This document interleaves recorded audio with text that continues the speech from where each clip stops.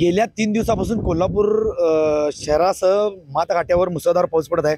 त्यामुळं पंचगंगा नदी सध्या 34 फुटावरून व्हायला लागली आहे। जवळजवळ 44 बंधारे पाण्याखाली गेला आहे। कृष्णा आणि पंचगंगेच्या संगमावर असणारं जे नरसिंहवाडी मंदिर आहे त्या नरसिंहवाडी मंदिरामध्ये सुद्धा पाणी आलं आहे। तिथला या मोसमातला तिसरा दक्षिणदार सोहळा पार पडलेला आहे। आता ही पंचगंगा नदी कोल्हापूरची पात्राबाहेर गेले, शेतीमध्ये पुन्हा पाणी गेलं, त्यामुळे शेतीचं मोठ्या प्रमाणात नुकसान झाले। आपण जर बघितलं तर कोल्हापूर जिल्हा आपत्ती व्यवस्थापन असू दे, पोलीस प्रशासन असू दे, कोणताही अनुचित प्रकार घडू नये यासाठी जागोजागी बंदोबस्त ठेवण्यात आले आहे।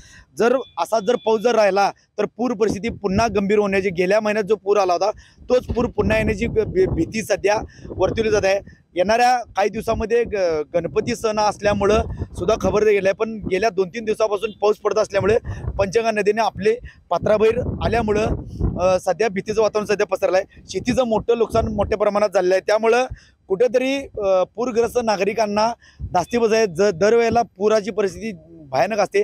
आता येणारा सणात जर पूर जर आला तर नागरिकांना घराबाहेर कसं पडायचं आणि सण कसा साजरा करायचा असा सवाल निर्माण झाला आहे। कोल्हापूरहून साईनाथ जाधव, TV9 मराठी, कोल्हापूर।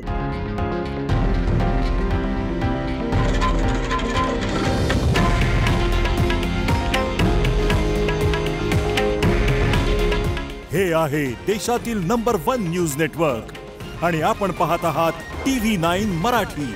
काळजी तुमची, हित महाराष्ट्राचं।